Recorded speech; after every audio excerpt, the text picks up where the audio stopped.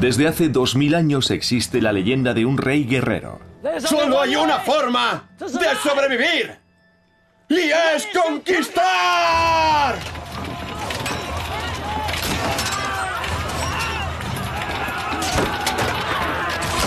Fue el fundador de un poderoso país, China. Fue su primer emperador, y su imperio se convirtió en su fortaleza, protegida por una gran muralla. La leyenda dice que era un tirano, enloquecido por el ansia de poder. Encontrad a los responsables y ejecutadlos. Burló a la muerte. ¡Asesino! ¡Asesino! Y construyó para sí una tumba, como jamás se había visto. Pero no era suficiente. Él quería vivir eternamente.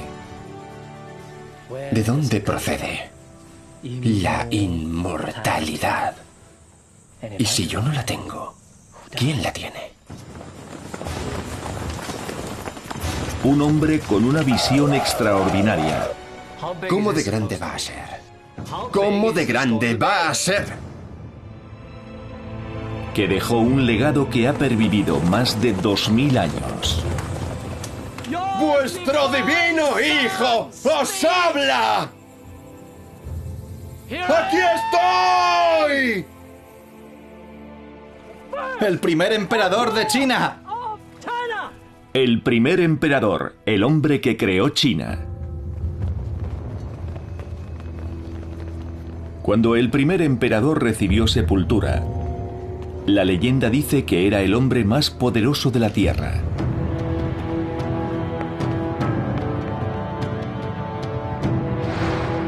Que durante 30 años había sometido a China al periodo más violento y sangriento de su historia. Y sin embargo, había conseguido lo imposible. Había unificado a un pueblo. Tenía 10 veces más súbditos que los faraones de Egipto, en un imperio que perduraría 1000 años más que el romano. China era suya. Cuando las puertas de su tumba se cerraron por última vez, nació la parte más fantástica de esa leyenda. Decía que el gran gobernante estaba sepultado en una reproducción en bronce de su mundo, en el corazón del mayor mausoleo de la Tierra, rodeado por ríos y mares de mercurio. Y esa leyenda se ha mantenido durante más de 2000 años.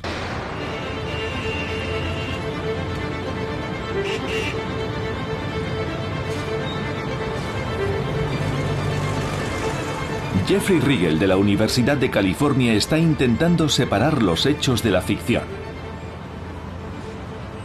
Ha venido a China a examinar los últimos descubrimientos sobre el primer emperador y a desvelar una de las mayores leyendas de la historia del mundo.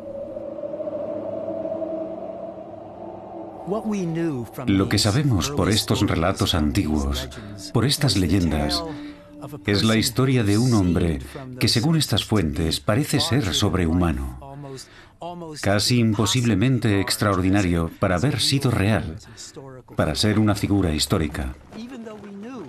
Aunque ya sabíamos que en efecto había conseguido unificar el imperio, ¿cómo lo hizo? ¿Cómo pudo lograr una cosa así? ¿Cómo pudo existir un personaje histórico tan descomunal? ¡Aquí estoy! ¡Oh cielos! ¡Vuestro divino hijo os habla!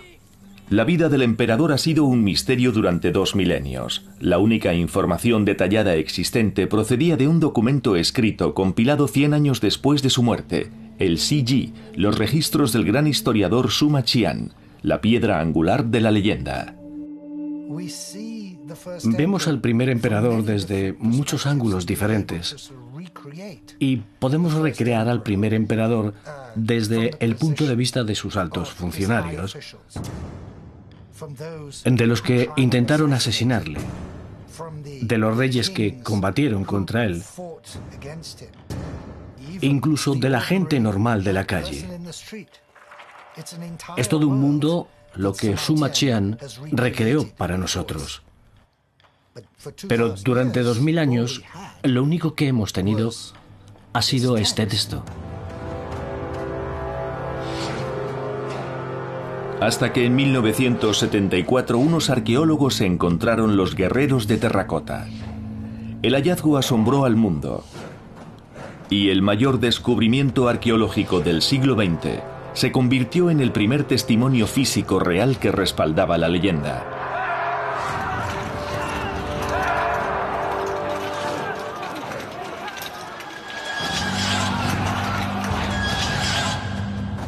Es un descubrimiento de una magnitud sin precedentes.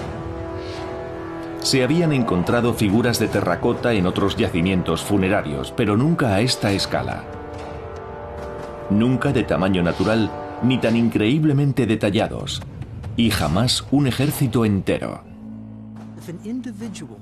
Si un individuo pudo llevarse a la tumba primero 6.000 figuras, y después 7.000, y finalmente hasta 8.500, y a día de hoy siguen apareciendo, y realmente no sabemos cuántas figuras se crearon, empezamos a entender que sí, que había algo de verdad en esas historias.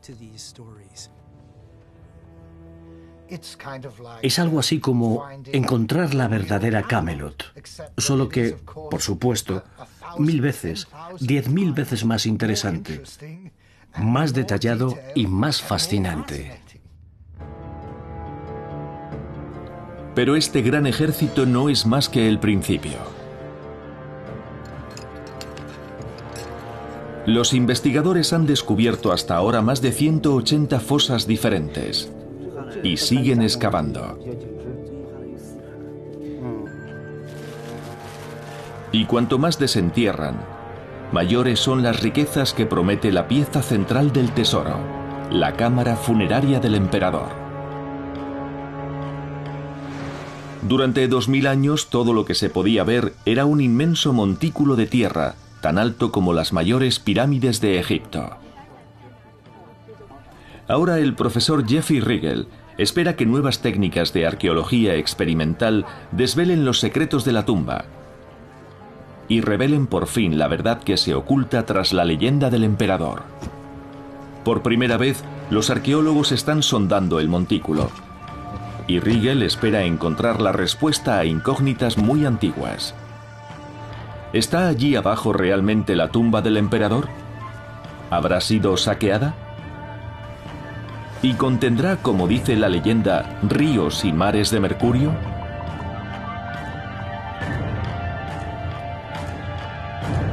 Y si esto resulta ser cierto, ¿puede serlo también el resto de la increíble leyenda?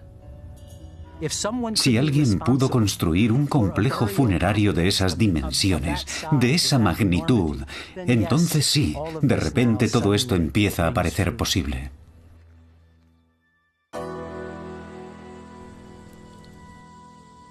El primer emperador no dio especiales muestras de grandeza el día que se convirtió en rey del reino chino occidental de Qin. Es el año 247 a.C. y los augurios no son buenos. El anterior rey de Qin solo ha durado 3 años.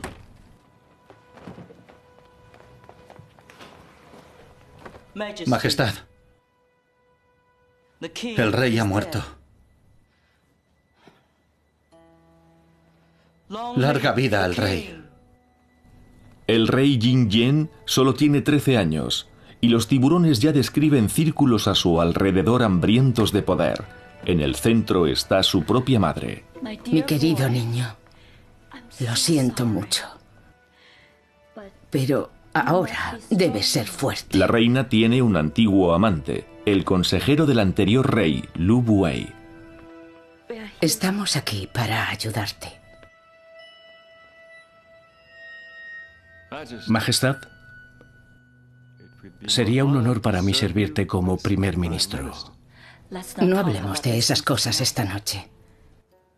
Pero debes nombrar a tu tío Lu Wei primer ministro lo antes posible. Todos pensamos que es lo mejor.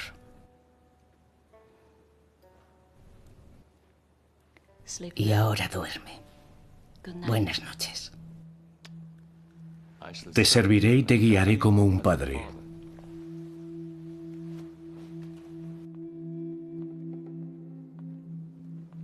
Conseguirás que lo haga mañana, ¿verdad, querida? Sé paciente. ¿Por qué deberíamos esperar? Ha llegado nuestra hora de gobernar. Solo necesito su nombramiento. Confía en mí. Buenas noches. Los reinos como el de Qin siempre se han regido por un sistema familiar feudal, dirigido por hombres como Lu Wei. Pero se avecina una revolución que va a cambiarlo todo. Primero aquí, en Qin, y en última instancia en toda China.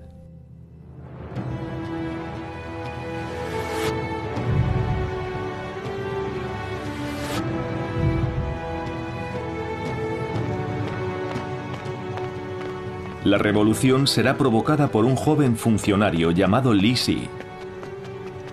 Pocos meses antes de que Jin Jian se convirtiera en rey, Li Si llega a su corte en busca de trabajo. Pero quien hace y deshace en la corte es el amante de la reina, Lu Wei, ahora primer ministro.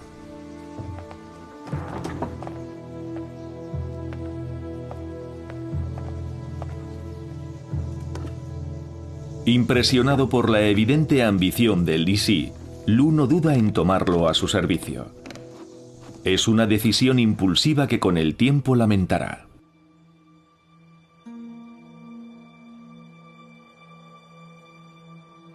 El joven estudioso tiene muy claro cómo funcionan aquí las cosas y cómo puede hacer carrera. No esperaba encontrar ratas en un palacio real. Pero pensándolo bien, ¿por qué no? Son criaturas simples que buscan comida fácil y están condicionadas por el miedo. Controla la comida y el miedo y controlarás a la rata.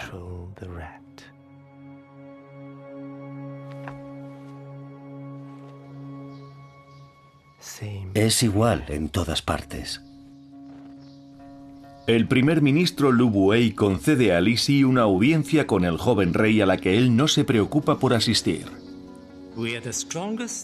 Seremos el estado más poderoso entre los 4 mares si aprovechamos nuestra fuerza y las debilidades de nuestros enemigos. Sin duda, con el poder del reino de Qin, ahora sería posible eliminar a los señores feudales y unir el mundo entero bajo un único mando. Una oportunidad así, mi señor, solo se presenta una vez cada 10.000 años.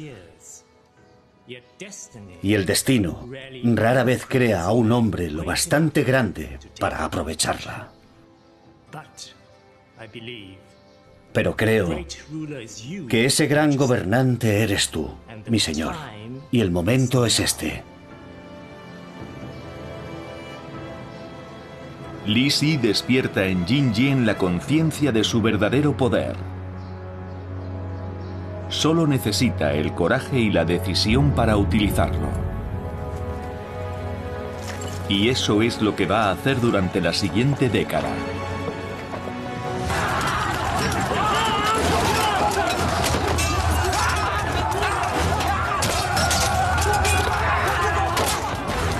En los 10 años siguientes a su ascenso al trono, en el año 247 a.C., el rey Jin Jian ha reforzado su poder a través de la guerra. Combate por su vida y por un sueño: forjar una nueva nación. China.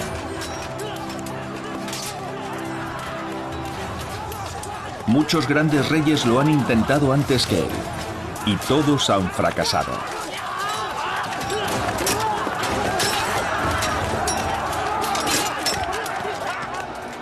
Pero esta vez va a ser diferente, porque Jin Jian es diferente.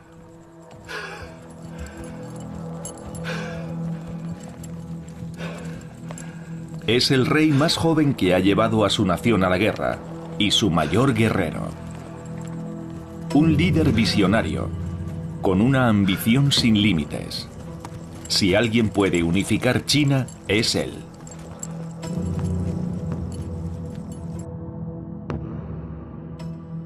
En la China antigua existen 7 reinos combatientes. 6 de los 7 están debilitados por las interminables guerras, mientras que uno sigue creciendo a sus expensas, el reino de Qin.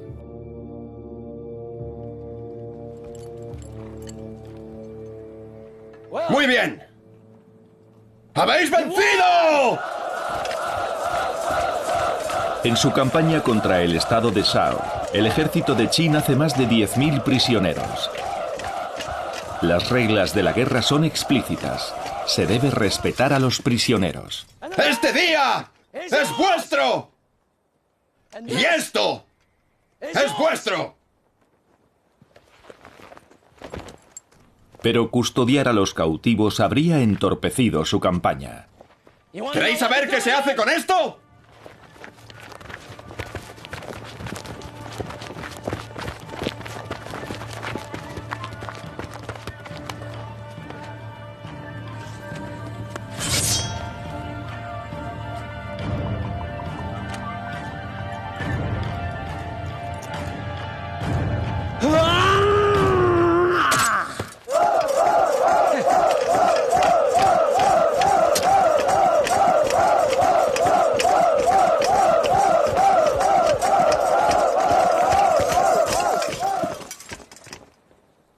Solo hay una forma de tratar la debilidad, y es explotarla.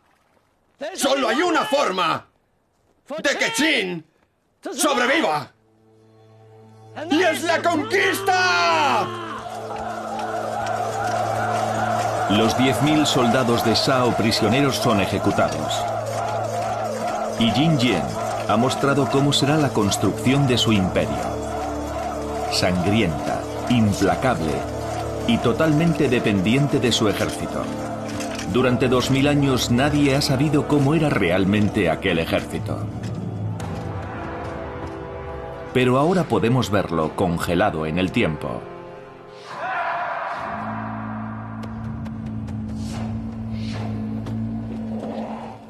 Para Jeffrey Riegel, esta es la oportunidad de encontrar una explicación al meteórico ascenso del emperador al poder absoluto. ¿Cómo lo hizo desde el punto de vista militar?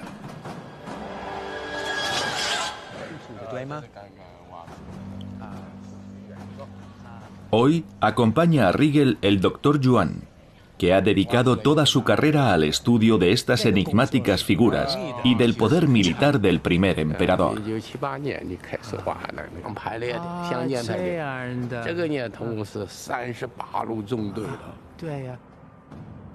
Hasta la fecha han desenterrado más de 7.500 figuras individuales.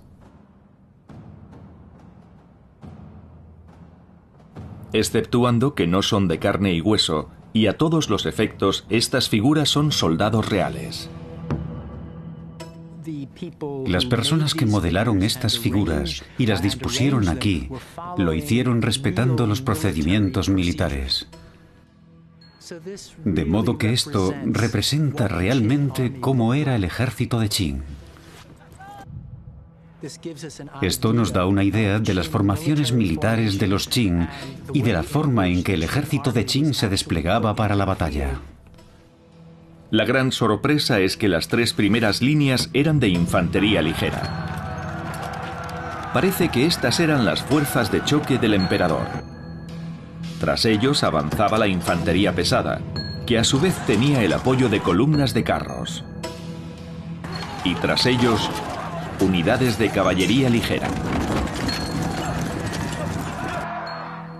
Pero el detalle con el que se muestran las formaciones no es lo único que asombró a los investigadores. También estaban las armas que portaban. Solo han sobrevivido las partes de metal, pero son las armas de bronce de mayor calidad forjadas en la época en todo el mundo. Uno de los hallazgos más increíbles es una espada, perfectamente conservada después de 2000 años bajo tierra. Esta muesca que se puede ver en la hoja nos indica que esta espada fue utilizada en la vida real. Esta espada fue usada en combate por un soldado real. El profesor Yuan me ha explicado que esta impresionante espada es más larga que ninguna que conozcamos anterior a los Qin. La dinastía Qin empezó a hacerlas así, significativamente más largas. Los armeros Qin perfeccionaron la fabricación del bronce para dar a sus soldados en el campo de batalla un 30% más de alcance y de capacidad de corte en el combate a distancias cortas. Y hay nuevas evidencias que muestran la importancia que daba el reino de Qin a su capacidad militar. Una alabarda Qin, parte de la pieza de bronce que iba al extremo de la alabarda. La afilada hoja de bronce iba montada en el extremo de un asta de 2,5 metros, lo que la convertía en un arma letal.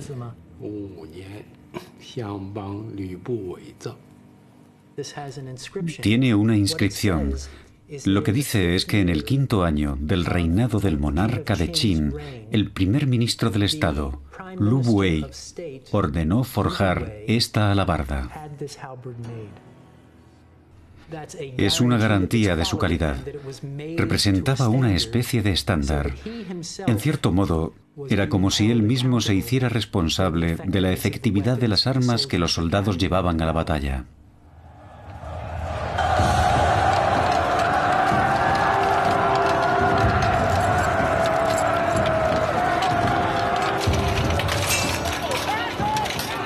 El ejército de Qin, bien entrenado, altamente motivado, equipado con las mejores armas y mandado por un rey implacable y ambicioso, era la máquina perfecta para la conquista.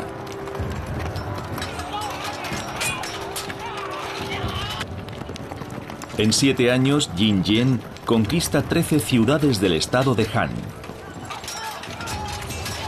y otras 20 ciudades de otros estados, y aplasta a una fuerza aliada que intentaba detener su avance. Pero aunque los enemigos exteriores no suponen una amenaza, en su propia corte, enemigos ocultos intentan destruirlo.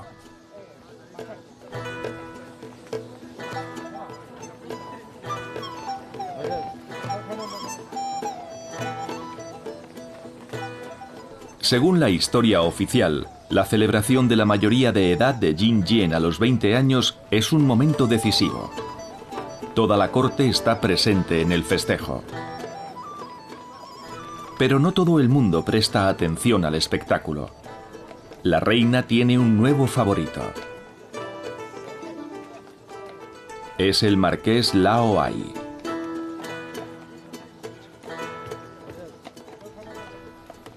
De cara a la corte, Lao Ai es un eunuco. Una elección extraña en una mujer con una larga historia de amantes poderosos. Pero Lao Ai no es ningún eunuco. De hecho, ha engendrado 2 hijos con la reina que han criado en secreto. Y él pretende sentar a uno de ellos en el trono.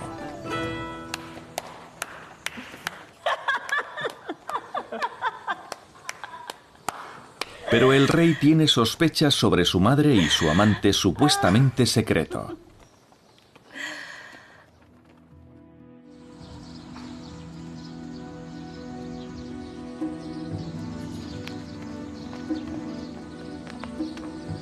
El reino de Qin no es un lugar seguro para nadie.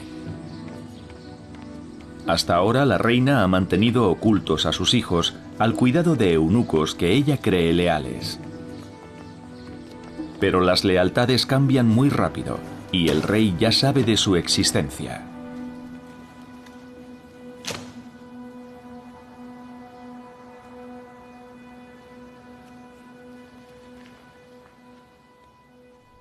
Hola. Hola. Hola. Venid, venid. Venid aquí. Venid aquí conmigo. ¿Cuánto pesas ya? Paso. Consciente de que es cuestión de tiempo que se descubra su plan para poner en el trono a su hijo primogénito, el amante de la reina, el marqués Laoai, lanza un asalto desesperado al poder. Ha robado sellos reales que le dan autoridad para movilizar tropas.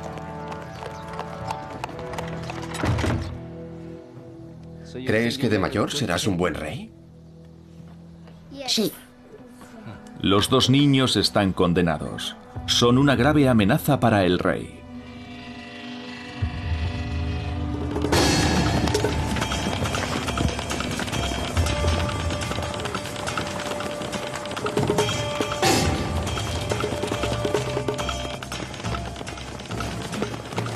Las tropas de diferentes distritos que manda Laoai se acercan a palacio. Sabe que su única posibilidad de éxito es atacar por sorpresa al rey, cuando el palacio está menos protegido, y apoderarse del trono.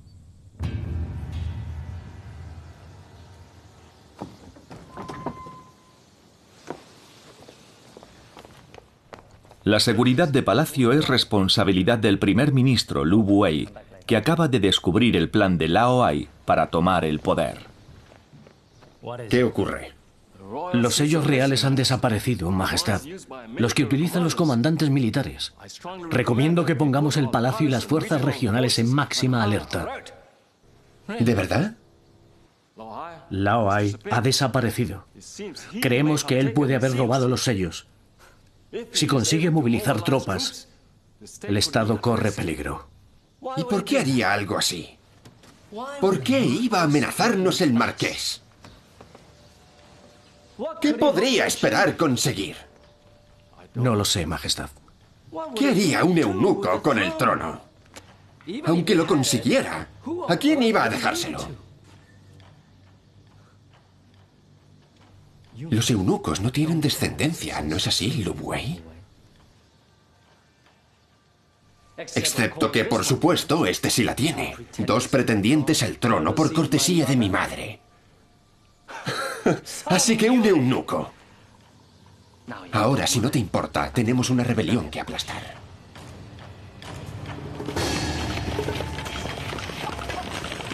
Las fuerzas de Laoai no encuentran resistencia al acercarse al palacio.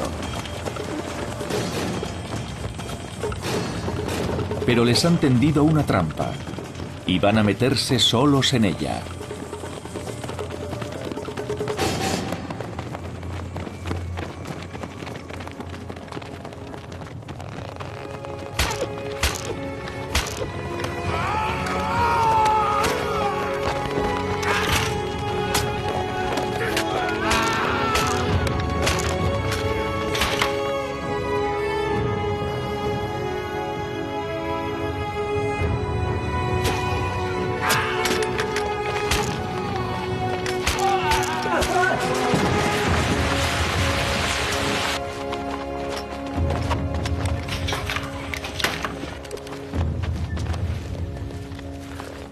Las tropas de Laoai son aniquiladas y él es apresado.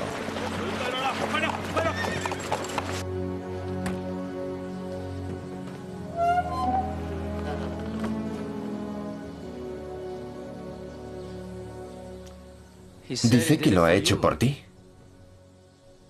¿Lo has ejecutado? No, todavía no. Creo que deberías venir a despedirte de tu adorado señor Lao antes de que dispongamos de él. No permitiré que mis pequeños lo vean. Por supuesto que no, madre. Solo tú. Los niños pueden quedarse. Vamos, madre.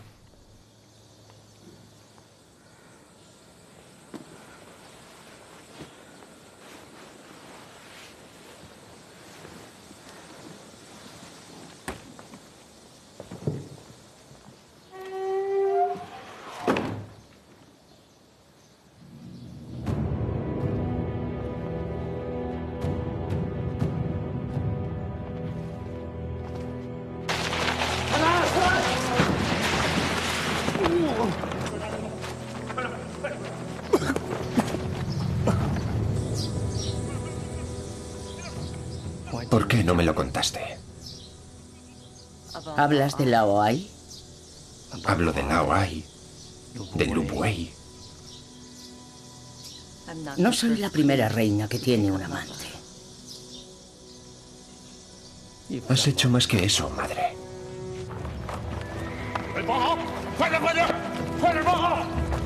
La ejecución de Lao Ai transmite un mensaje muy claro y deliberado, que pronto reforzará la aniquilación de todos los miembros de su familia.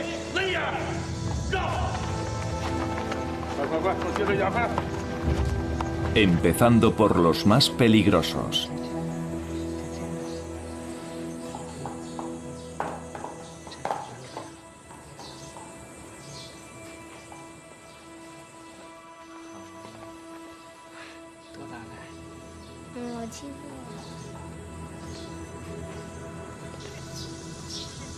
¿Y los niños? Lao Ai sabía que los verías como a una amenaza. No lo son. Ya no.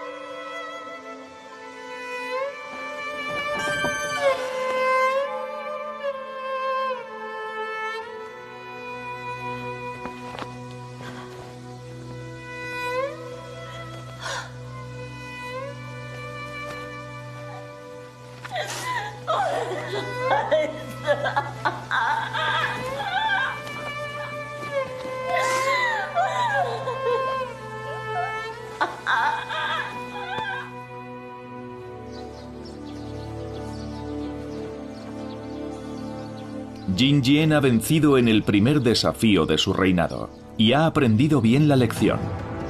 El control más implacable será el tratamiento aplicado a todos, incluida su propia familia. Su madre ha conspirado contra él y sus hijos han pagado el precio.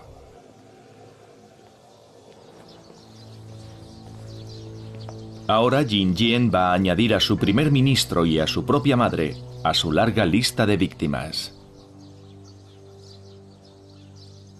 Lu Buey es condenado a muerte por no haber sabido proteger a su rey. Pero hay un lazo secreto que une a los dos hombres. ¿Vas a implorarme clemencia, Lu Buey? Sí. Para tu madre. Quizá debería haber pensado un poco mejor con quién se acostaba. Entonces tú no estarías aquí.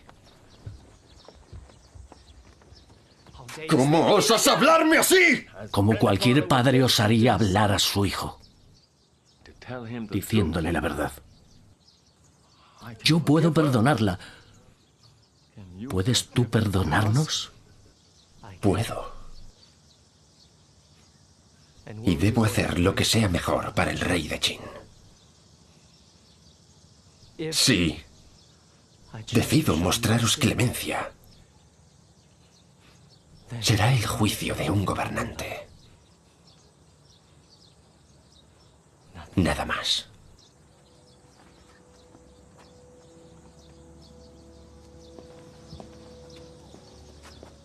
El primer ministro no volverá a ver al rey su hijo, ni a la madre del rey.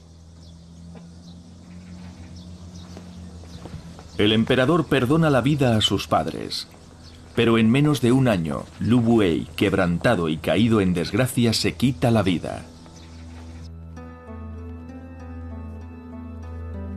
Entre bastidores aguarda el que ha sido su protegido, el estudioso Li Si.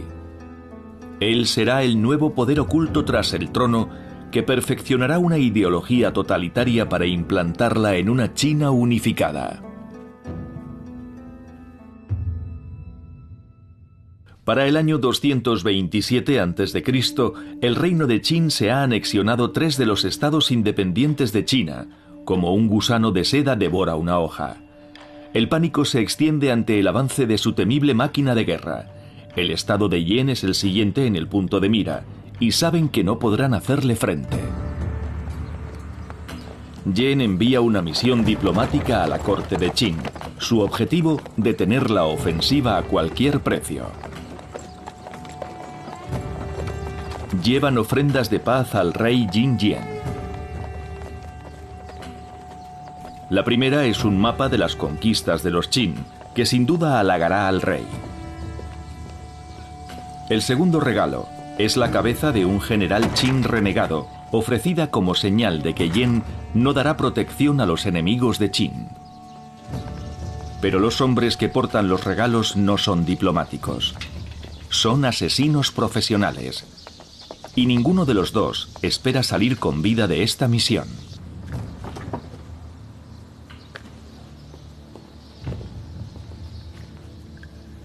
El plan es que un asesino distraiga a Jin Jian mostrándole la cabeza, mientras el segundo se acerca lo suficiente para atravesarle el corazón con una daga. Traédmelo.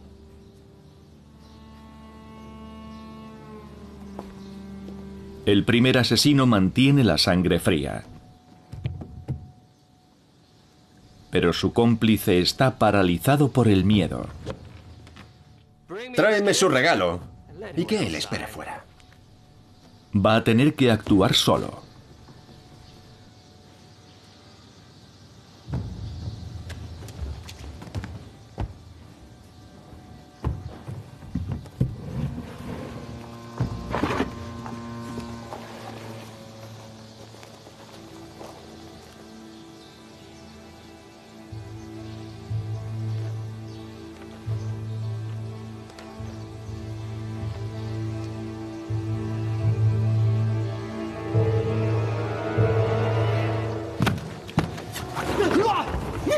¡Asesino! ¡Asesino! ¡Asesino! ¡El rey! ¡Asesino!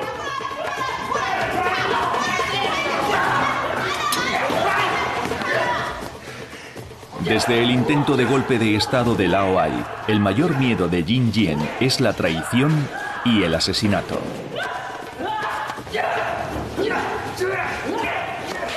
Ahora nadie en la corte puede ir armado, excepto él.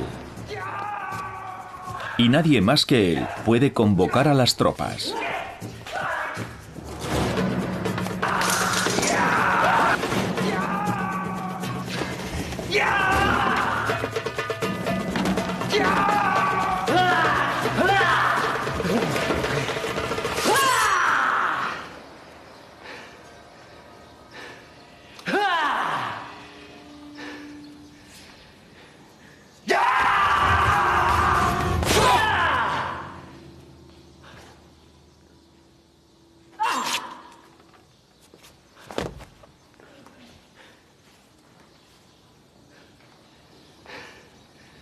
El nuevo sistema de seguridad de Jin Jian ha fracasado.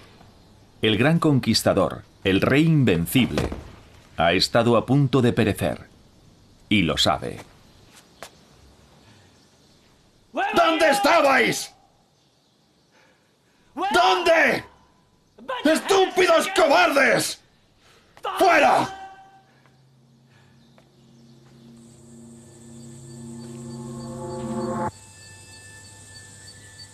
A partir de ese momento la paranoia empieza a crecer en la mente de Jin Jian. Durante el resto de su reinado, imágenes de muerte invaden sus sueños. No es tanto el hecho de morir lo que teme, como el convencimiento de que en el mundo de los espíritus le aguardan las almas de todos los que ha asesinado. Almas que en cuanto cruce el umbral de la muerte, caerán sobre él en busca de venganza. Solo hay una cosa que pueda protegerlo en el otro mundo: un ejército de espíritus.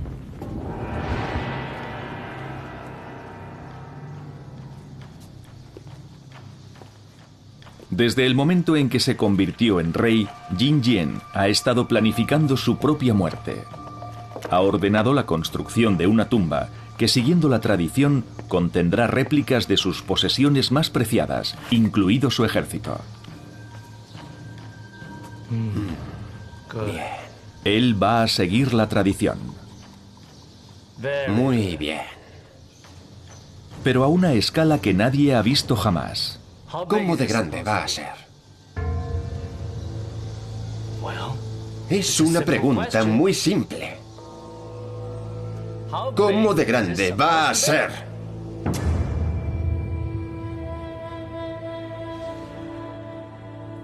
Uno de los rasgos más increíbles del ejército de terracota son sus dimensiones. No solo por el número de soldados, sino por su tamaño. Cada figura mide 1,80 m. Un ejército de gigantes para las proporciones de la época. Sabemos que los reyes de la antigua China se hacían enterrar con soldados de terracota en miniatura como espíritus guardianes para la vida de ultratumba, pero nunca con un ejército de tamaño natural dotado de las armas más refinadas. Él creía que en el otro mundo los espíritus de sus enemigos podían intentar atacarle, por lo que necesitaba un ejército de espíritus. Estos soldados de barro, de una materia que perduraría eternamente, eran lo que necesitaba para protegerse de los enemigos espirituales que había hecho en vida. Pero según parece, ni siquiera el ejército de terracota era suficiente. Cerca del montículo funerario del emperador se ha descubierto un nuevo foso.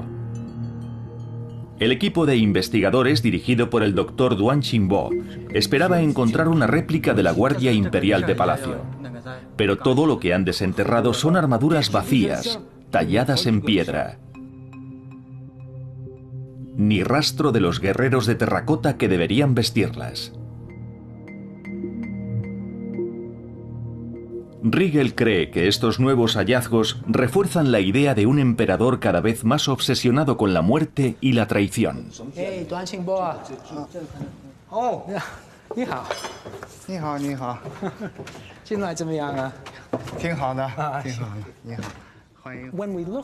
Si consultamos los textos históricos chinos, no encontramos ningún precedente ni mención de armaduras de piedra.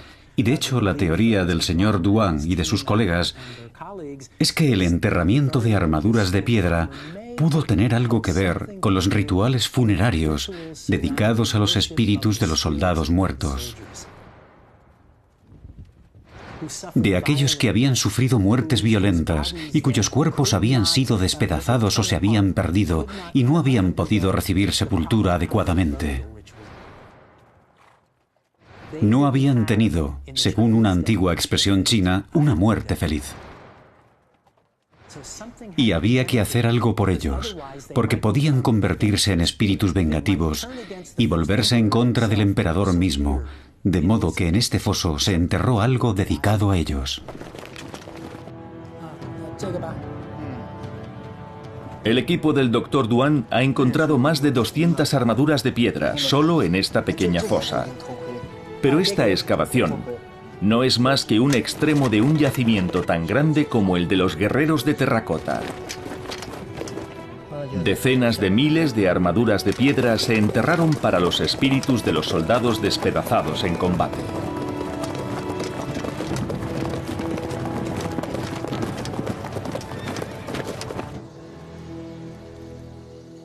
En el año 223 a.C., Jin Jian está a punto de hacer realidad su mayor sueño, la unificación de toda China.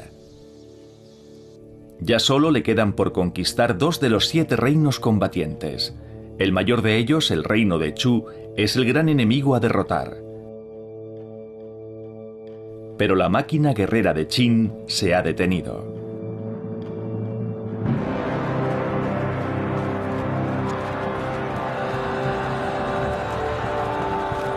Las tropas de Chu han aniquilado al primer ejército invasor y están más que preparados para volver a hacerlo. Ahora 500.000 de soldados Chu amenazan con destruir el sueño imperial de Jin Yen. En un intento desesperado de acabar con ellos, el emperador dedica a la empresa todos sus recursos. Nuevos contingentes, las mejores armas y 500.000 de soldados más. El ejército Qin parece estar preparado para un largo asedio del reino de Chu. Ahora 2 grandes ejércitos aparentemente equilibrados se encuentran frente a frente, y el destino de China está en juego. El factor que finalmente inclinará la balanza en favor de los Qin se puede ver en los restos del ejército de terracota.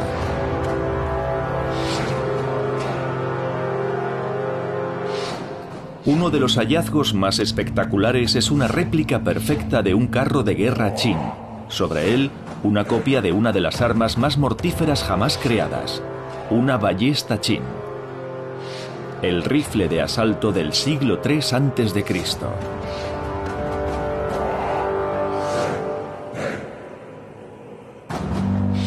No existe ninguna pieza original funcional, pero el experto en armas Mike Loads ha construido una a partir del modelo chino.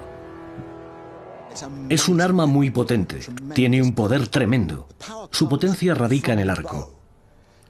Se trata de una estructura compuesta, hecha de cuerno y tendón, que le da una enorme capacidad impulsora.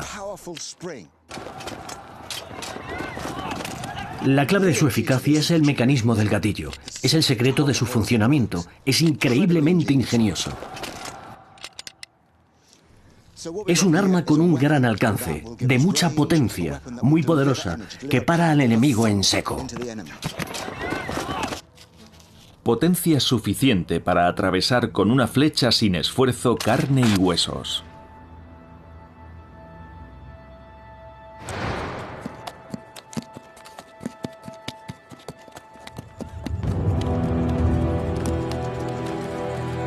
Es el año 223 a.C.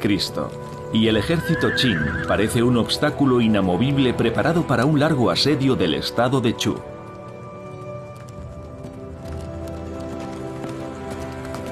Los generales del ejército de Chu reconsideran los riesgos de su posición avanzada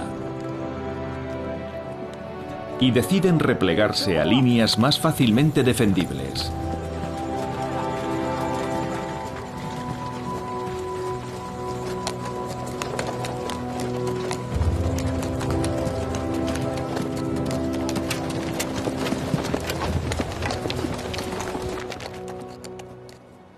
Pero lo que parece un campamento Qin estático es una ilusión. El ejército entero está preparado y listo para moverse de inmediato. En el momento en que sus adversarios les den la espalda.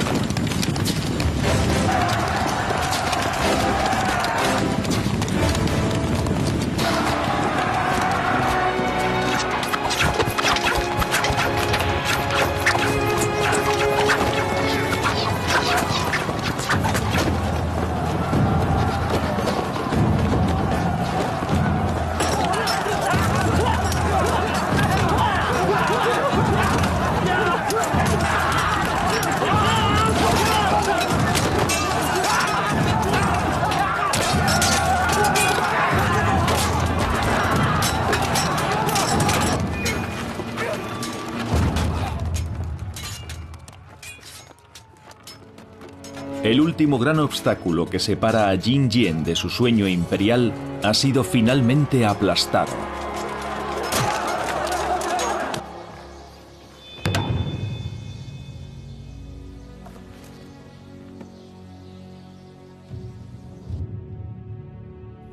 El último reino independiente, Qi, capitula sin oponer resistencia. En el año 221 a.C., el rey ha alcanzado su meta. Qin ya es China. Y es suya.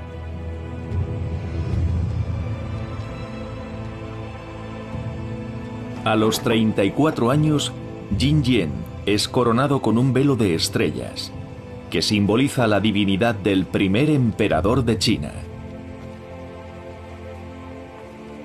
Ahora es competencia de sus ministros sugerirle un título digno del mayor gobernante de la historia de China.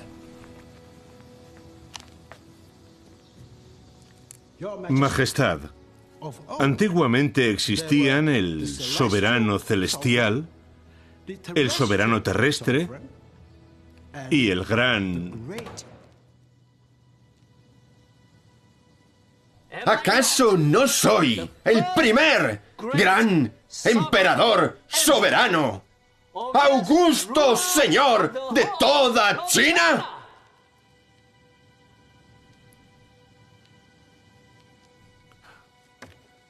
O quizá me equivoco. Majestad, nos inclinamos ante tu inspiradora visión. Que así sea. Y mi hijo será el segundo emperador divino. Y su hijo el tercero. Y así, durante 10.000 generaciones. Majestad. Se hizo llamar Qin Shi Huangdi. Traducido literalmente significa el primer dios augusto de Qin. Se consideraba a sí mismo no solo como una figura deificada, sino como un iniciador, un creador, el fundador de un linaje eterno.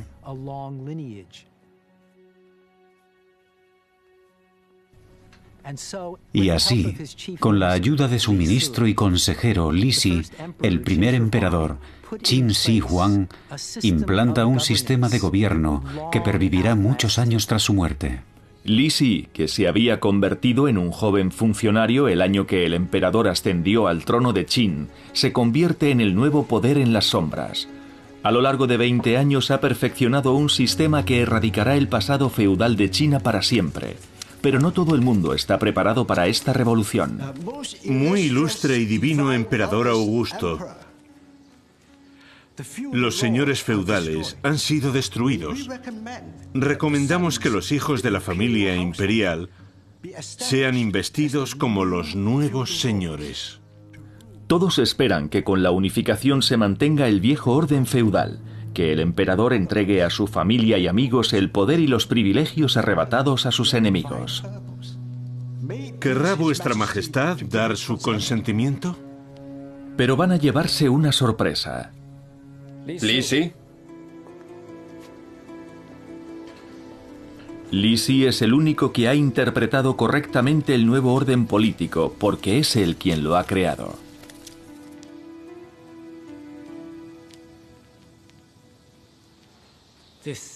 Eso es absurdo. Hemos pasado siglos sufriendo guerras interminables entre los señores feudales. ¿Y ahora que por fin hemos acabado con ellos, queréis crear más de lo mismo? Pero estos eran miembros de la familia imperial. Exacto. La única fuerza en 1000 años que ha sido capaz de traer la paz ha sido el poder divino del emperador.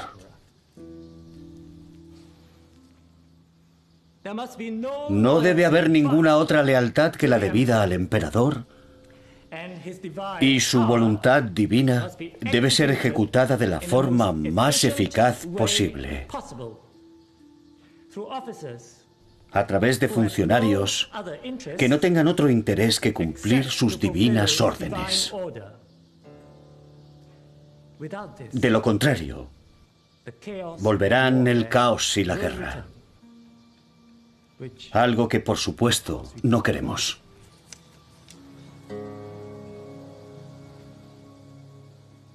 Excelente. Tiene razón. El ministro de Justicia tiene razón. Nombraré personalmente 6 gobernadores por cada una de las 6 comandancias del imperio. 36 en total. Que por supuesto son 6 veces el número de estados que he conquistado. ¿Os había mencionado que el 6 es mi número favorito?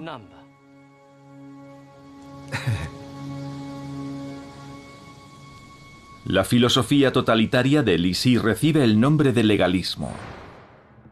Y existen pruebas que demuestran hasta qué punto era totalitario el nuevo régimen. Roland Starks está descifrando una serie de textos legales hallados en la tumba de un funcionario de bajo rango en los lejanos confines del nuevo imperio. Los textos enumeran las normas que gobernaban hasta el último detalle de la vida diaria de todos los súbditos y los castigos por su transgresión. Si estudiamos las penas aplicadas según el sistema legal Qin, castigos físicos como la mutilación, el tatuaje, por ejemplo, tatuajes en el cuerpo, en la cara, amputación de partes de los miembros, se encontraban tradicionalmente entre los castigos más severos. Por ejemplo, aquí hay una provisión que dice que si hay 2 personas que, según el texto, han fornicado, se les debe enviar al mercado, que es una forma más suave de decir que serán decapitados en la plaza del mercado. Así que, incluso hasta la vida privada, llegan los tentáculos de la ley Qin, que ahora se aplican universalmente a todos los súbditos de este nuevo orden en que se convierte el imperio Qin.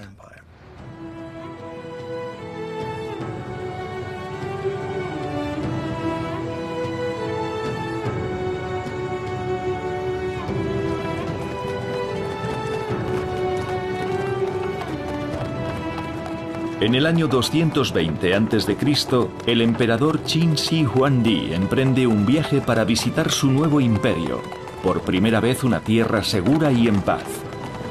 Y pretende que siga así. Millones de soldados del ejército imperial han sido desmovilizados y están listos para ser reutilizados. El imperio se ha establecido, pero es necesario defenderlo con una gran muralla.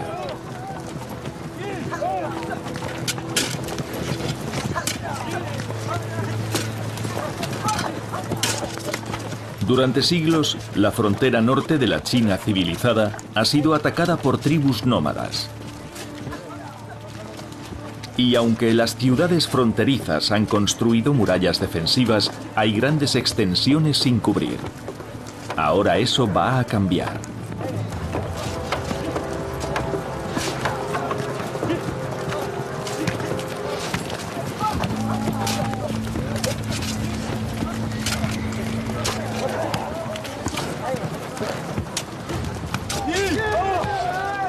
Una vez ganada la Gran Guerra, abunda la mano de obra y comienza la construcción del mayor proyecto de ingeniería del mundo antiguo. Una muralla continua e inexpugnable que protegerá el imperio. La Gran Muralla China.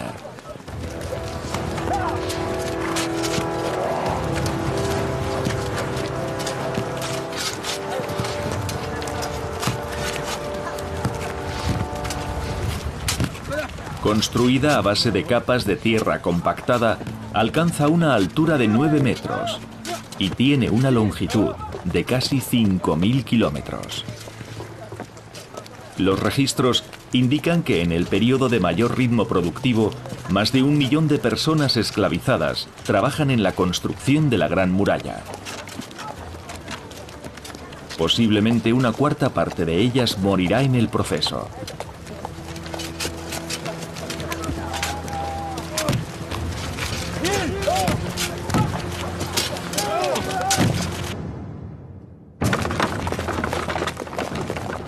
Las necesidades de mano de obra del emperador siguen aumentando. Una vez asegurado el imperio, vuelve sus ojos hacia la siguiente de sus grandes visiones. Necesitará muchos miles de trabajadores más para construir un complejo funerario digno del primer gobernante divino de toda China. En la actualidad lo único que se ve es un enorme montículo de tierra, tan alto como la gran pirámide egipcia de Giza.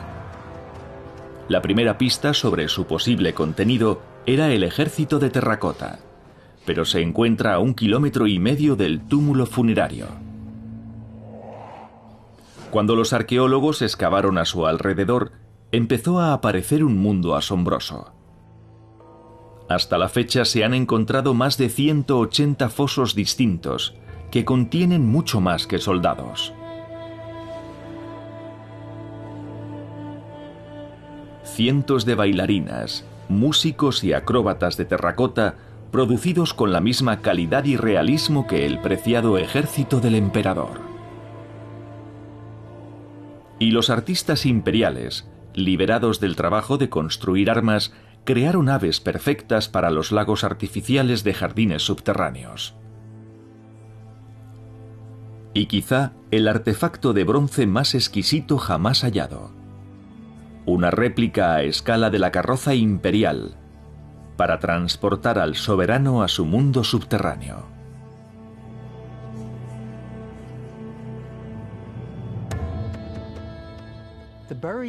Resulta que el túmulo funerario es el centro de una enorme necrópolis, una ciudad subterránea y superficial construida para el primer emperador. Aquí tendría y seguiría teniendo todos los atributos de su poder y toda la protección que requería alguien de su estatus. Pero no había forma de acceder al máximo símbolo de su poder, la tumba imperial. Una vez más, la historia oficial era la única información disponible.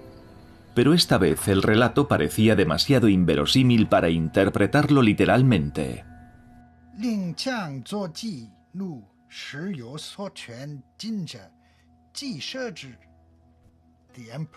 El emperador envió más de 700.000 convictos para que excavaran 3 ríos subterráneos y los llenaran de bronce. En el suelo, bajo la bóveda, se reprodujo un mapa de todo su imperio, de toda China. Hizo que sus artesanos incrustaran piedras preciosas en el techo para representar el firmamento, el cosmos. Los ríos, los mares, según el texto, se llenaron de plata líquida, de mercurio. Hizo construir una especie de máquina para hacer circular el mercurio, simulando el fluir de los ríos. Debía ser una especie de reloj de agua, una máquina. Y mientras siguiera funcionando, el emperador seguiría existiendo en su mundo subterráneo. Una tumba de bronce llena de mercurio líquido. La idea parece demasiado disparatada. Solo el mercurio necesario habría pesado más de 500 toneladas. Aunque China posee mineral de mercurio, cinabrio en abundancia, ¿cómo podría un solo hombre movilizar tantos recursos? ¿Y era posible probarlo?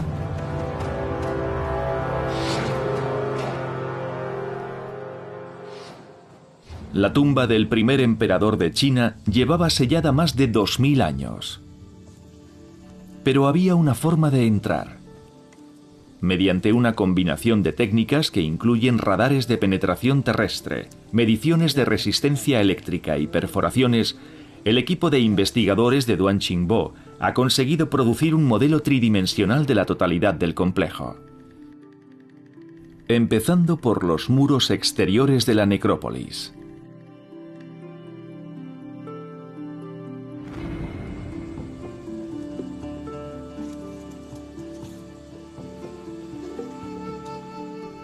Y revelando por primera vez la estructura del mausoleo, oculta bajo el montículo.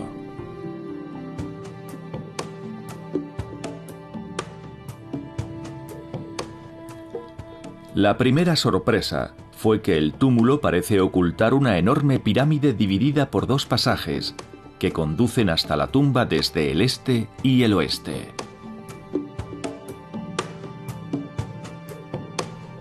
Y al hacer las mediciones necesarias bajo la estructura de la pirámide, descubrieron la cámara funeraria, que vemos aquí como un área azul claramente definida.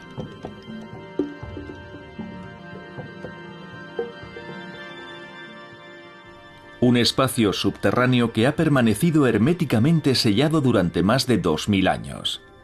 Tiene las dimensiones aproximadas de un campo de fútbol, y aunque al principio la pirámide parecía una estructura sólida cerrada que cubría la tumba, en realidad la superficie exterior del techo de la cámara funeraria se encontraba a cielo abierto. O lo estuvo hasta que fue cubierta por 1 millón de toneladas de tierra hace 2000 años.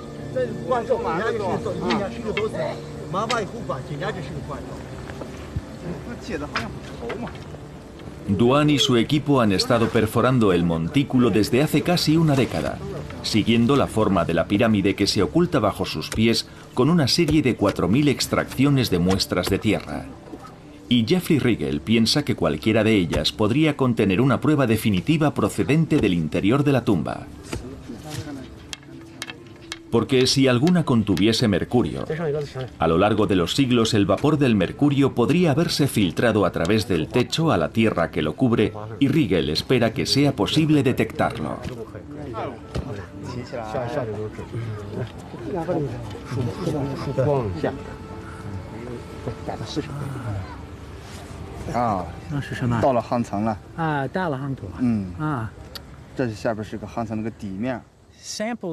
Este tipo de muestras nos permite analizar la estructura de soporte, la estructura de tierra prensada que soporta todo el montículo. Pero, por supuesto, lo que nos interesa realmente es qué hay en el interior de la tumba. Y si la leyenda de que el emperador cubrió la base de su tumba con un mapa de toda China, de todo su imperio, con ríos por los que fluía mercurio, si esa leyenda es cierta, podemos tener esperanzas de que alguna muestra de este suelo nos diga si es cierto o no, puede corroborar la leyenda o no. Los arqueólogos chinos no contemplan la posibilidad de excavar la tumba a corto plazo. Aún no tienen forma de preservar su contenido, ni tampoco desean inquietar el espíritu del emperador. Así que, al menos en un futuro cercano, la prueba del mercurio puede ser la única forma de saber qué hay dentro de la cámara.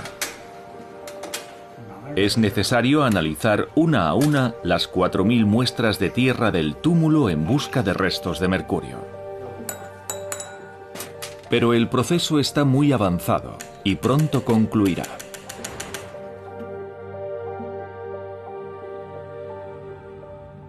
En el año 219 a.C., la construcción de la tumba está muy avanzada. Pero el hombre para el que se está construyendo cambia de planes repentinamente. No. La idea de una vida eterna en el más allá, si bien grandiosa, ya no es suficiente. Viviré para siempre. Voy a vivir para siempre.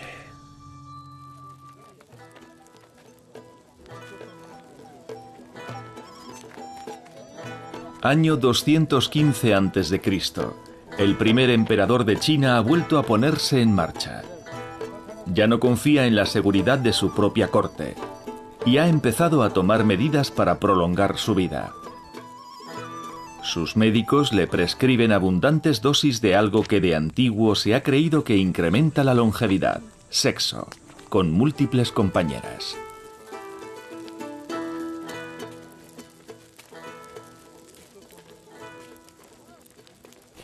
Pero su nuevo médico de confianza, Su Fu, le ha sugerido algo más químico. Una sustancia asociada con la eternidad que se considera idónea para la tumba del emperador. Y que Su Fu espera que lo mantenga lejos de esa tumba indefinidamente, si lo consume. Esa sustancia es el mercurio. ¿Lo has conseguido? Sí, Majestad. ¿Funcionará?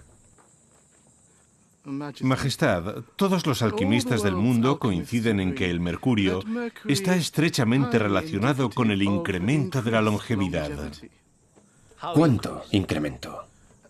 Mi señor, como ocurre con el sexo, con la aplicación apropiada puede ayudar mucho. Pero cuánto tiempo más puede alargar la vida es algo que nadie sabe. Entonces, ¿qué es?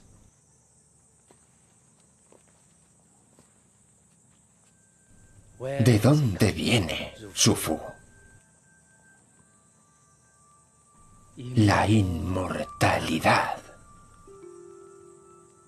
¿Dónde se puede encontrar?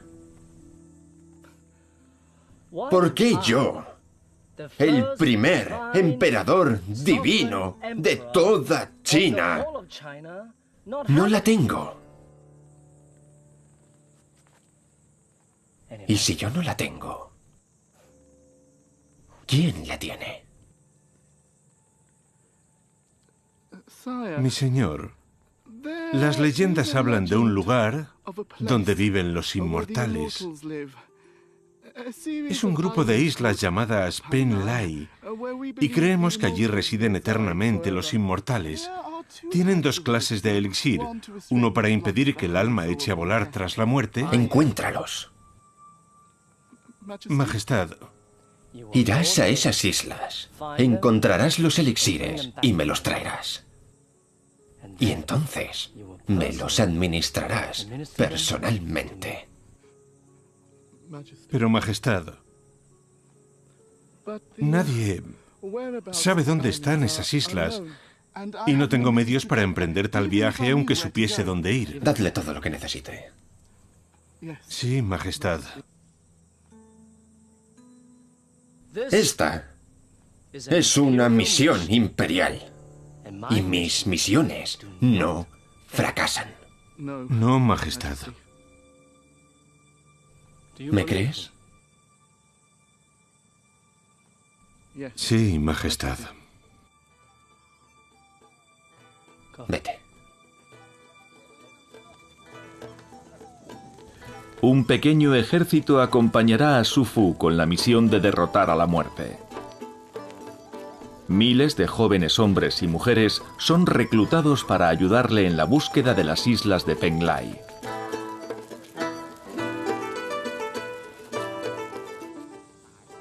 El emperador empieza a tomar las primeras píldoras de mercurio. Si Su Fu tiene razón, podrían ayudarle a retrasar el envejecimiento, hasta que encuentren los elixires.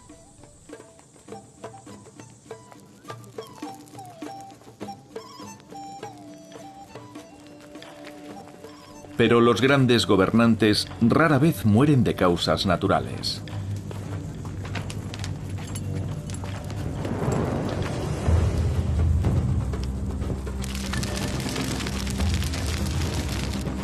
Si fue un accidente o intento de asesinato, la historia no lo aclara. Pero la verdadera causa del incendio en el campamento imperial no tiene especial importancia.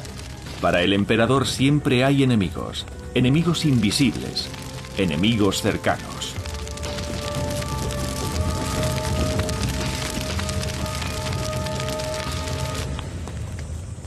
Cada vez se retira más en su propio mundo, cediendo más y más poder a los que están cerca del trono.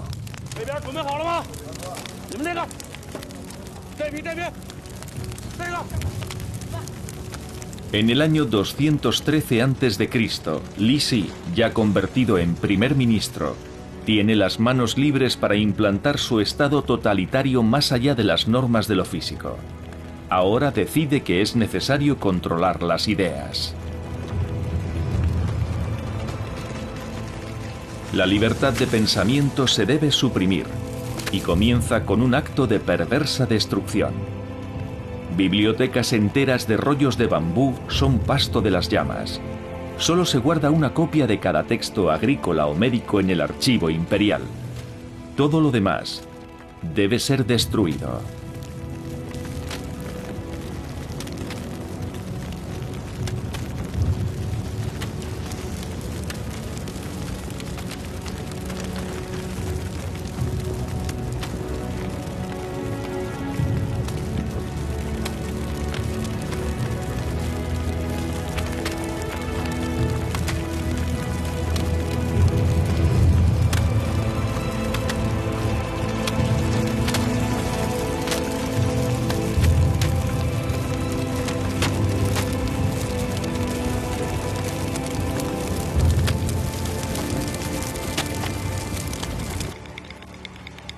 Pero lo peor está por llegar.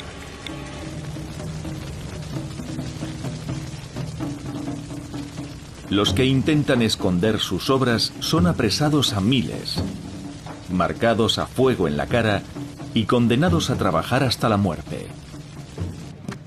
La mayoría de ellos en la Gran Muralla. Y los que siguen rebelándose son enterrados vivos.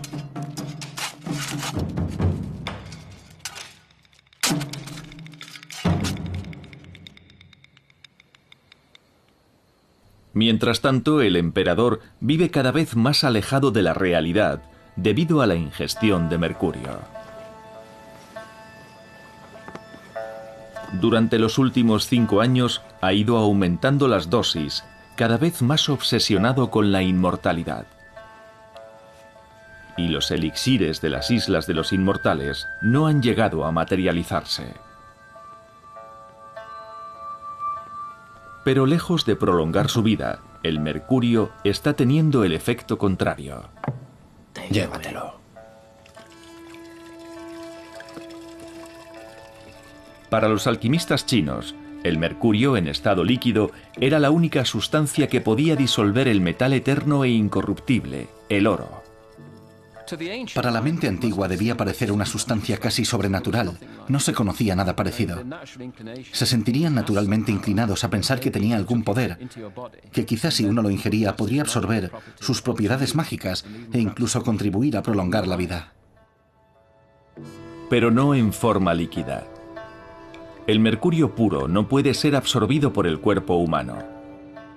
Por ello, los alquimistas chinos elaboraban compuestos solubles para que fuesen fácilmente digeribles. Y esto es lo que se cree que el emperador estuvo tomando durante años. Cuanta más cantidad tomase, en la forma que fuese, más peligroso iba a ser para él. Según el organismo va absorbiendo más y más mercurio, empieza a atacar el sistema nervioso. Al principio aparece un ligero temblor, que va empeorando cada vez más, pero el daño más grave se produce en el cerebro. Primero uno se vuelve locuaz, luego se muestra ligeramente agresivo, algunos se vuelven muy beligerantes, se obsesionan con que les observan, y finalmente se sumen en una paranoia absoluta. Esto viene de Ganyu.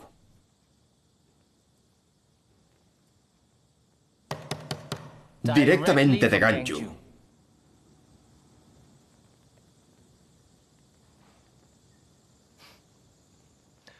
¿Cómo han sabido dónde estoy?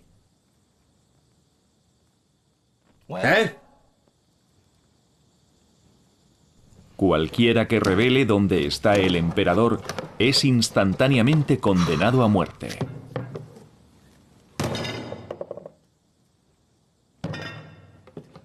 Encontrad a los culpables y ejecutadlos.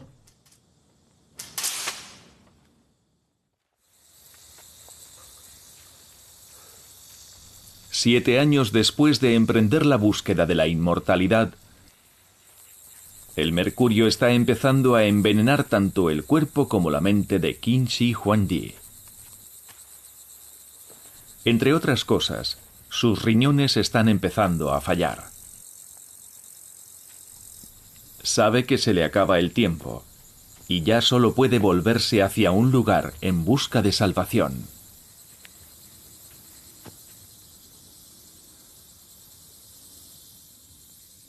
¡Aquí estoy! ¡Oh cielos!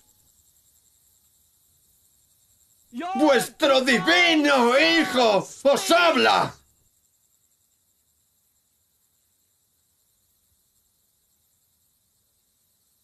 ¿Lo veis? ¡El mundo está al fin unido! Yo borro la duda y establezco la ley. Castigo el desorden y llevo la paz a los 4 confines de la tierra.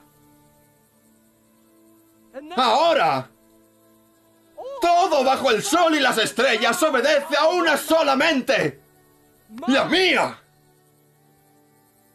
Todos guiados por una sola voluntad, la mía.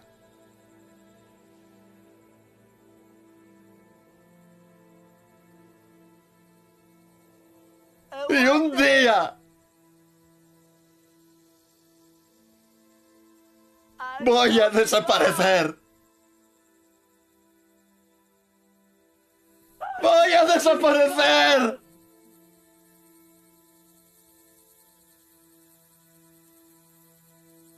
¡Voy a desaparecer!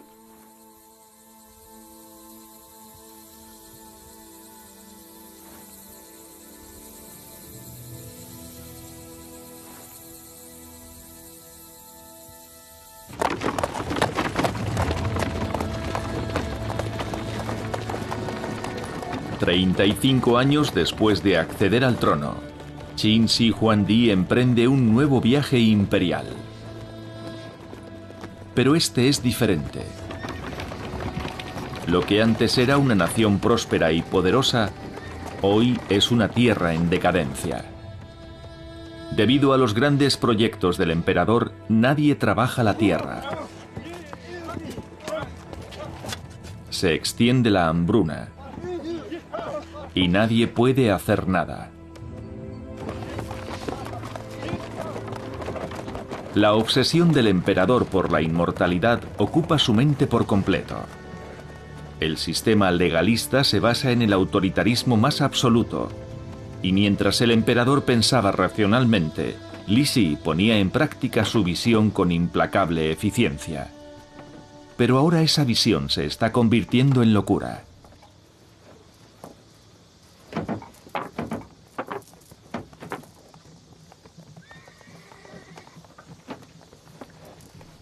Li Si.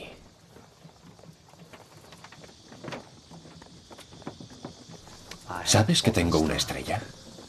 El último capricho del emperador es un meteorito caído del cielo en una provincia lejana. Para Qin Shi Huangdi es una señal de que su llamada a los cielos ha sido escuchada. ¿Sabes lo que significa? No, Majestad. Esto es un mensaje divino. No habrá nada después de Qin Shi Huangdi. Majestad. No supondrás que voy a morir sin más. Por supuesto que no. Estamos buscando los elixires de Penglai. Su Fu ha fracasado, ¿no lo sabías? No regresó. Envié a mis espías en su busca, pero ¿sabes lo que me dijeron? Que no pudieron llegar a las islas porque les cortó el paso una raza de peces gigantes. Majestad, removeremos el cielo y la tierra. No pasa nada. Li Si, he tenido un sueño sobre un dios del mar con forma humana.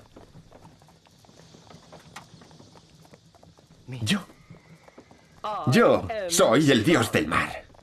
He ordenado a mis armeros que me hagan una ballesta especial para poder cazar esos peces. ¿Cómo de grandes crees que serán? En el mar. Sí, allí es donde viven.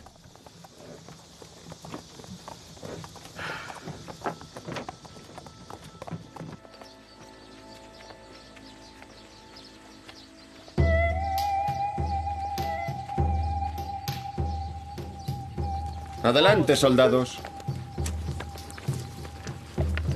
Según el registro histórico, el emperador llegó a la isla de Sifu, en la costa de China, en el 10º mes del año 210 a.C.,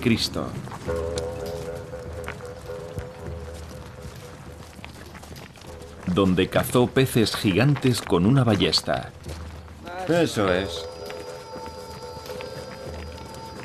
El gran realista se ha vuelto inmune a la realidad. Muy bien, bajadme al suelo. El divino gobernante, el rey guerrero de Qin, ya no existe. Dame la ballesta. En su lugar hay un loco cuyos caprichos se deben complacer. ¡Aquí estoy! ¡Voy por vosotros! ¡Yo!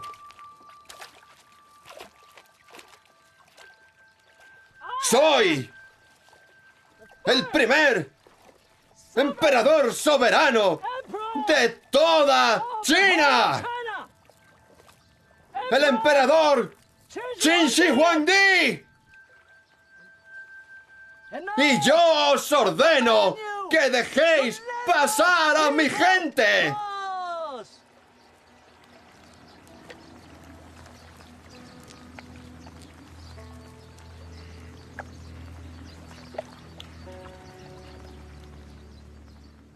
¡Por allí! ¡Lizzie! ¡Allí están! ¡Al este! ¡Al este! ¡Eso es! ¡Eso es! ¡Le he acertado! ¡Lizzie! ¿Lo has visto?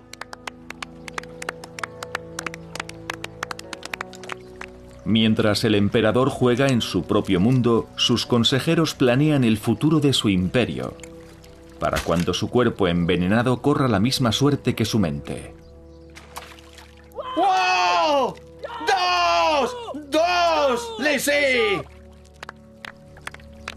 Saben que no falta mucho.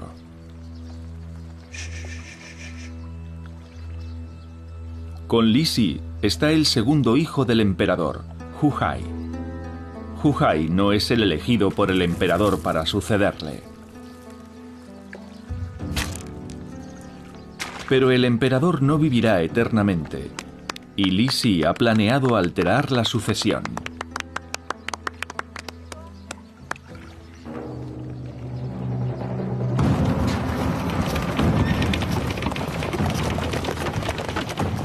En el viaje de regreso desde la costa, Qin Shi Huangdi cae enfermo y la comitiva regresa a toda prisa hacia la capital. Escribe una misiva a su hijo primogénito, Fusu, diciéndole que lo ha elegido para sucederle como segundo emperador. Pero la comitiva imperial tiene que detenerse súbitamente.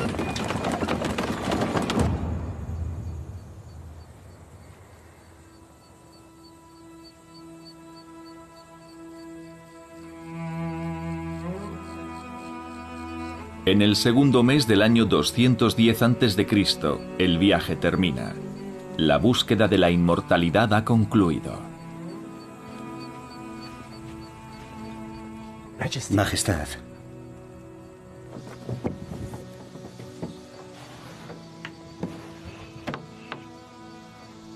Majestad.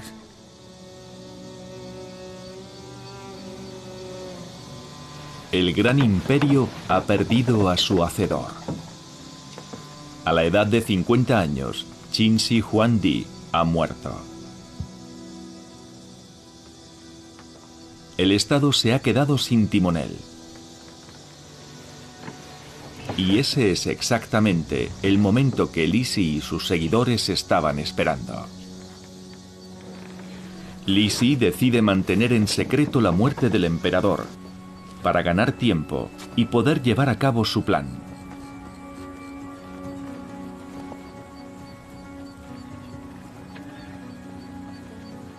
Sabe que ha escrito una carta a su hijo mayor, pero no sabe si ha llegado a enviarla.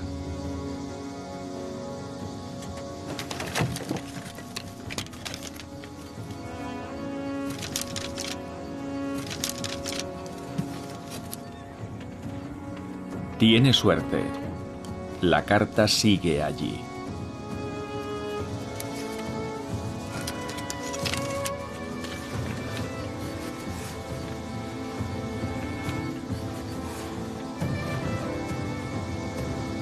ahora tiene el poder de cambiar el orden de sucesión al trono y poner al imperio de rodillas.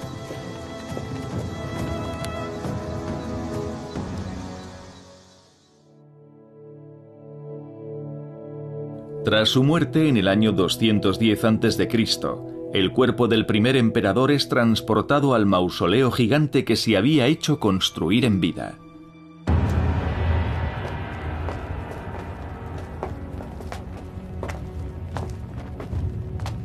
Y una vez que Qin Shi Huangdi, el hombre más poderoso de la Tierra, descansa en su sepulcro, trasladan sus últimos objetos preciosos al interior de la inmensa tumba para colocarlos a su lado.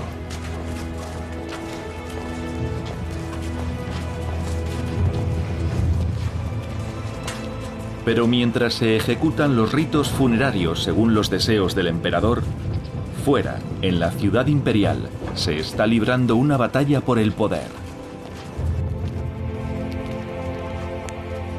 En un foso recientemente descubierto cerca de la tumba del emperador, se han hallado nuevas pruebas que indican que se produjo una pugna fratricida dentro de la familia imperial.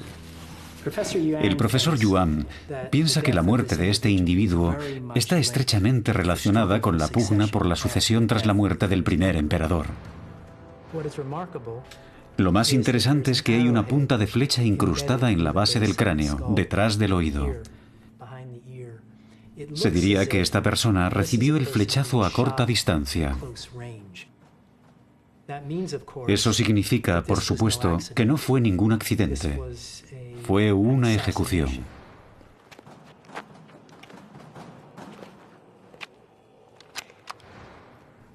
Según la tradición, el sucesor debería haber sido el hijo primogénito del primer emperador, pero varios miembros de la corte conspiraron para que un hijo más joven del emperador fuera quien le sucediese en el trono.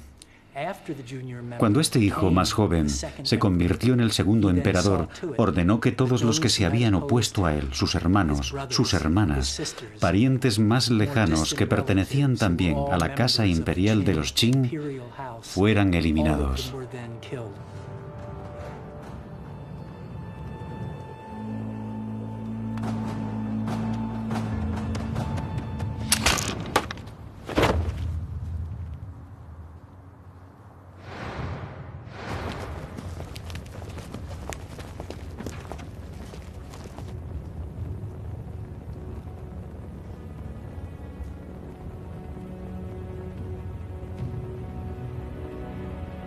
El emperador está preparado para el viaje final.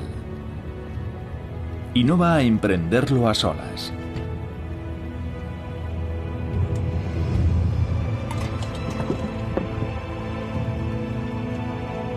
Mientras el que había elegido como sucesor muere asesinado, cientos de sus concubinas se preparan para realizar su último acto de devoción. Permanecerán con su señor en la tumba, para formar una nueva familia imperial en el más allá. Pero mientras los soldados de terracota montan guardia ante la tumba del emperador, en el exterior soldados de carne y hueso libran batallas reales. Ha estallado la rebelión.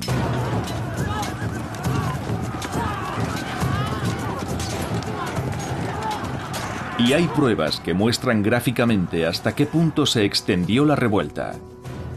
Llegó al complejo de edificios que rodean la tumba imperial. Las armaduras de piedra reservadas para los soldados muertos del emperador muestran las huellas de un violento incendio que arrasó los fosos funerarios. De hecho, cuando fueron descubiertas, las figuras de terracota estaban hechas añicos, destruidas por los sublevados. El único lugar al que no llegan los rebeldes es al interior de la tumba. Esta es la última morada del emperador, y su descanso no debe ser interrumpido.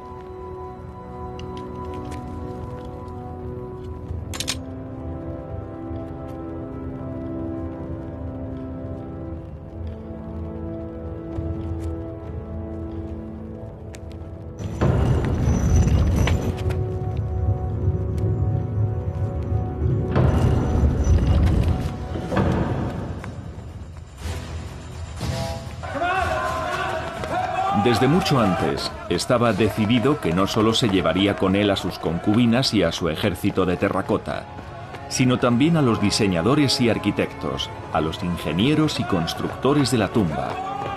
Todos aquellos que saben cómo entrar y salir deberán quedarse dentro.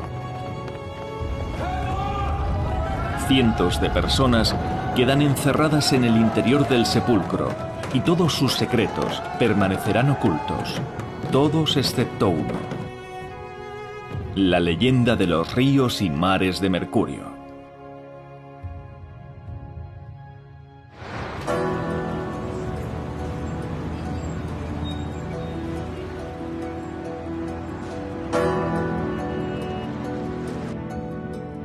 Las 4.000 muestras de tierra extraídas del túmulo funerario del primer emperador han sido analizadas y examinadas en la Universidad de Pekín en busca de restos de mercurio. Ahora el doctor Jeffrey Rigel va a ver lo que podría ser la mayor revelación desde el descubrimiento de los guerreros de terracota. Ha venido a visitar al doctor Liu, que ha estado procesando las muestras. Y los resultados están listos. La primera noticia es que hay restos de mercurio en concentraciones muy elevadas. Y no se encuentra en cualquier lugar. Cada punto rojo representa una perforación. Los círculos blancos indican dónde hay restos de mercurio y los círculos azules representan las concentraciones más altas. Y todos ellos se encuentran sobre el recinto de la tumba, como dijeron los historiadores antiguos, dispuestos formando un mapa de su imperio. Esto forma un mapa tremendamente interesante. Esta concentración de aquí corresponde a Bohai, el mar que sabemos que visitó el primer emperador en su búsqueda de la inmortalidad. Y esta concentración del sur y suroeste corresponde a los grandes pantanos, los grandes humedales del suroeste y el río Yangtze. Es asombroso ver cómo se confirma tan claramente, ver una correspondencia tan evidente y tan exacta entre unas mediciones científicas y una antigua leyenda.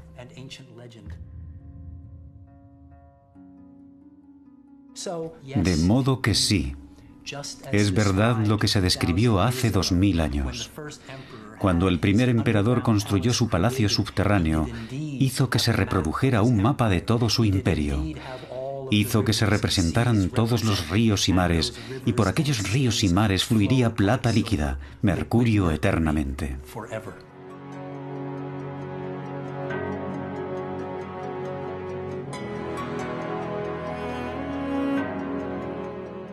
Qin Shi Huangdi dejó un legado como no se había visto hasta entonces, ni se ha vuelto a ver después. Una nación unificada por primera vez, con un lenguaje escrito único que se sigue utilizando. Un sistema administrativo que ha sobrevivido hasta el día de hoy. Y una gran muralla que sigue alzándose en las fronteras de su reino. Pero sobre todo, Qin Shi Huangdi fue el creador de la idea de China. Un pueblo y una tierra unidos. Quizás su sueño de inmortalidad se cumplió al fin y al cabo. ¡Aquí estoy!